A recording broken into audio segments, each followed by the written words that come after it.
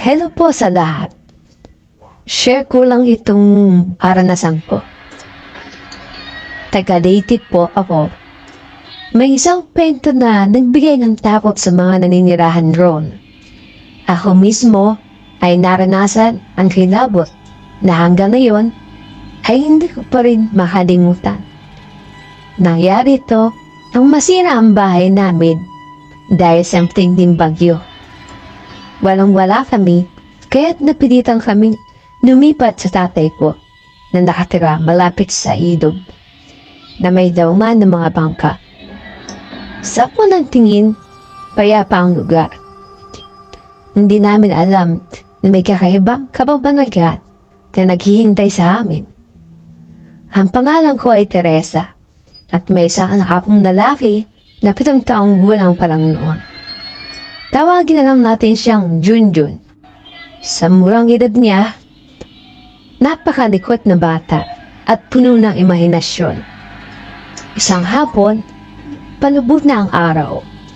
Nanunood kami nang talaki ang alon sa ilog. Biglang napansin ng anak ko ang isang bangkang asul na naglalayag patungo sa direksyon namin. Nakakapagtaka nga dahil sa loob ng bangka ay may isang bata na halos pareho ng edad ng anak ko. Di wala itong kasama na mas nakatatanda sa kanya. Pag-uwi, naikwento ko ito sa tatay ko. Sabi niya, maaaring ito yung nawawalang bata sa ito. 2 taon nga makararaan. Sakay ng asul na bangka. Simula nung nawala ang bata, taon-taon na may nalululog kito. Lalo na kung dayo. Napakarami. Na pala, nung kwento tungkol sa bangkang iyon, naisip ko, imposible naman yon. Tumango ako kahit hindi naniniwala. Nakakapagtaka kung bakit naman ito magpapakita sa amin ng anak ko.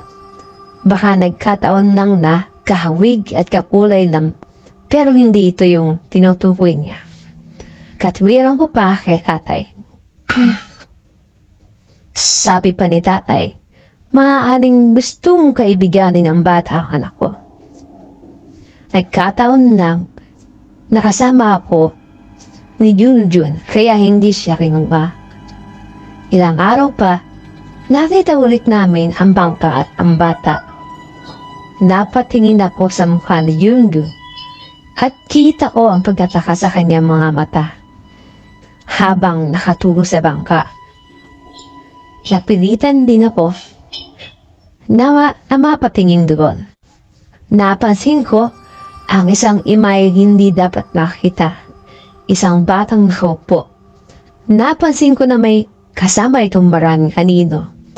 Nahugis tao sa likod niya. Hindi lang ito pansin dahil hindi pa naman tuloy ang lumulubog ng araw. Kaya't may liwanag pa. Basta para itong mga kusuklay ng bata. Nagtayuan ang balahibo ko sa takot. Hindi ko alam kung anong gagawin ko. Napakunot ang mukha ko sa takot. Bigla akong naalala ang sabi ni tatay. Hinaya ko si Junjun na muwi. Subalit, tila hindi siya nakikinig. Nakatitig lang siya sa bangka. Habang nanginginig naman ang katawan ko sa takot. Ang malamlam na liwanag sa paligid ay nagdulot pa na mas nakakatakot na pakiramdam. Hindi ko naknaya ang takot at napaluha ako. Siniyuan ko na ang anak ko pero hindi pa rin siya umimik. Nang biglang naglaho ang bangka kasama ang mga bata, doon nang nakakilo si Junjun. Ang kakaibang pangyayari ngayon ay nagdulot sa akin ng sobrang nilakbot. Mula nung araw na yon, hindi na nawala sa isip ko ang bangka at ang bata na nakasakay dito. Pati si Junjun ay apektado na rin. Lagi niyang ikinukwento sa akin ang kanyang nakita. Kumalat ang balita sa lugar namin, kaya pati ang mga bata ay hindi na rin pinapayan yung magkaroon kanila, mga magulang, sa ilog, lalong na kapag hapon na at palubog na ang araw.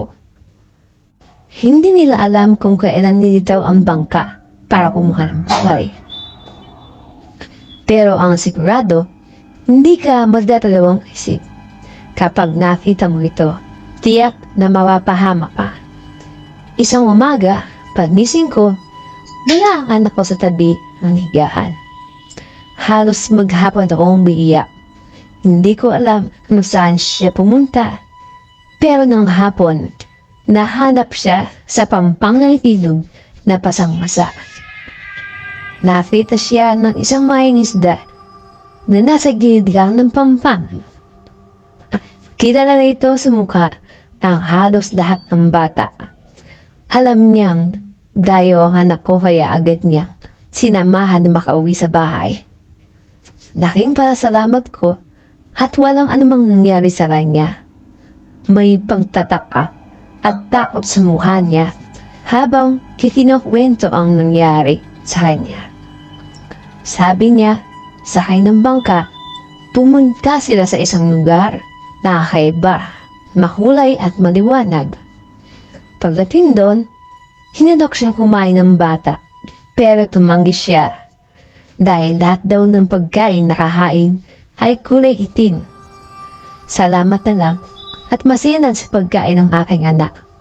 Hindi naman nagalit ang bata. Doon ay nakita din niya ang hindi mabilang ng mga bata. Karaniwan lang ang mga itsura.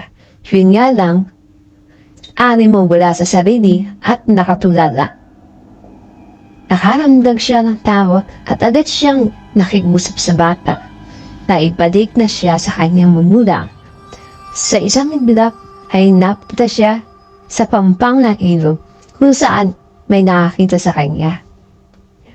Hanggang ngayon, hindi pa rin namin alam kung ano nangyari sa anak ko. Sa pangamba na baka ang anak ko ay tunay mawala, nagpasya kami lumipat sa apartment na malapit sa dati naming bahay. Ngayon, malaki na ang anak ko. At ayon sa mga sabi-sabi ng mga residente, ang bangkang asul ay patuloy pa rin na nagpapakita paminsan-minsan. Anong misteryo ang bumabalot sa bangkang asul? Ano ang nangyari sa anak ko sa lugar na iyon? Hanggang ngayon, hindi pa rin namin alam ang sagot. Sa ngayon, ay matanda na si tatay, pero malakas pa rin. Sa tuwing pumapasyal kami sa bahay niya, ay iniiwasan na lang namin na mag-ina ang pumunta malapit sa ilog, lalo't parubog ng araw.